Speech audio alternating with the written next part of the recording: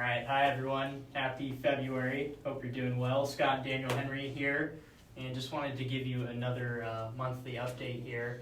And today we're doing things a little differently. We're going to do a headline rewrite where we're going to take a look at 4 articles in the Seattle real estate world and rewrite the headline to something that we think makes a little more sense, and then kind of go in depth on the article. So without further ado, let's go ahead and get started. The first one here is from Seattle PI. It says, sticker shock in the Seattle area. Bellevue home sells for nearly $1 million over asking price.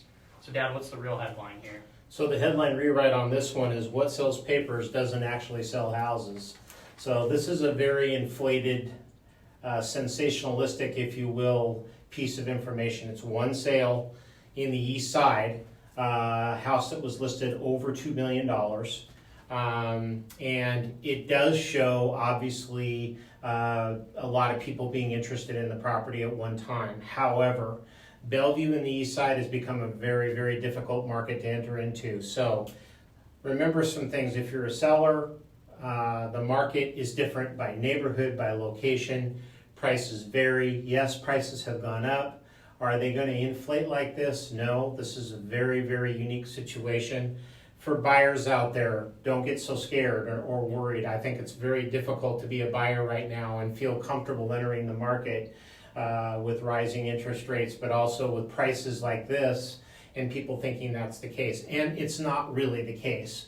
What you see here at this one situation is a property that was likely underpriced by the agent, got bid up tremendously by several buyers, but is that always going to be the case? We're not seeing that on the stuff, seeing it coming across my desk that's closing right now. Might be coming in at 2 or 3% over asking price. Right. That's not near what we're seeing here. So time to calm down a little bit for sure. Yeah, and definitely an expensive area. That Bridle Trails, average sales price is like 1.3 million. Yep. So kind of a little unrealistic for the entire Seattle area, I would say. Yeah, I just fear the poor buyers out there who are trying to look for a house thinking that that's the real world. Yeah. It's one situation. It's not everything. So, definitely.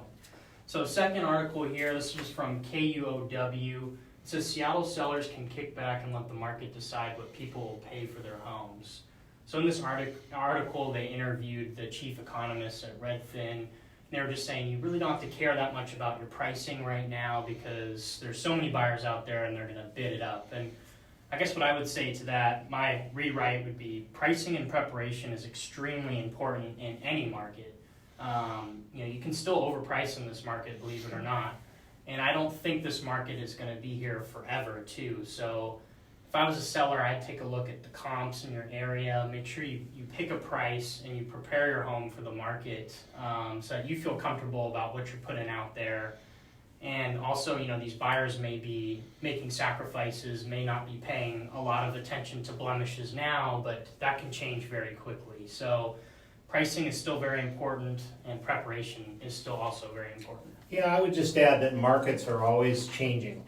And right now, this market is beginning to change, and we just have to be aware of that. And I think that the reality is that people may think it's going to be this way forever. It can change very quickly. Definitely. And it will change quickly. Yeah. All right, third article here from Fox Business. It says, Fed signals faster interest rate hikes likely as inflation soars to 40-year high. What's the real headline here, Dad?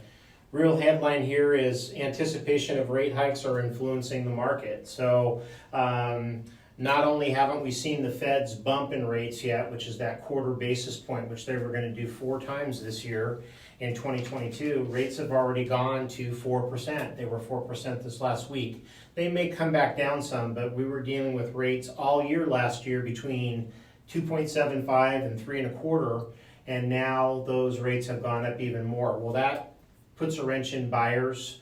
And when you have a consumer price index that's over 7%, which means there's inflation, the Fed's first idea is we're going to make money more expensive to print. Because the more money you throw into the economy, the more inflation comes about.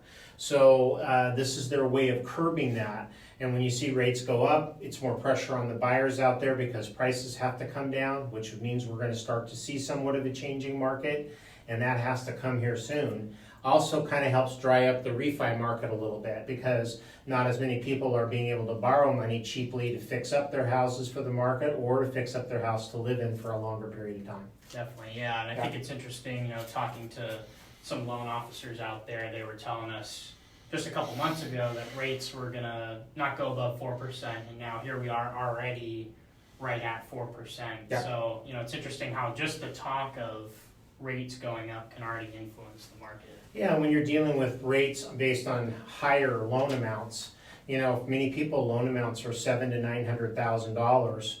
Now, when I was young, interest rates were 14-15%. Hide all you people from the boomer era, so it's not so bad. But when you're dealing with large amounts of money, Right. it can be a very large payment as well. Definitely. All right, last article here. This is from Seattle PI. It says Seattle's rental market shows no signs of cooling so far this year. My headline rewrite here is returning to the office means the return of the rental market. So beginning of COVID, we saw people kind of move out of the area. People weren't going into the office anymore. Kind of a lot of people working remotely. Well, now a lot of big employers are saying, okay, we're going to get back to working at the office now. So we kind of started to see some changes in the condo market downtown, 6 months ago or so. We started to see that pick up. And also take a look at the rental market. It's gotten really expensive. The average price for a 2-bedroom in Seattle is $2,500 a month. Yeah. That's pricey, right? It sure is. So you can see why first-time homebuyers are still trying to get into the market, and it's a good idea. The sad thing is, leading to some of the demand for rentals is some of those buyers who can't buy end up going to the rental market, so it influences more demand there. So, yeah, it's a pricey rental market as well, and yeah, something to be aware of. Yep, absolutely. So that's our headline rewrite. I hope you guys enjoyed it and you enjoy the rest of your month. We're here if you have any questions, and hope you take care. Thanks for joining us, guys. Thanks.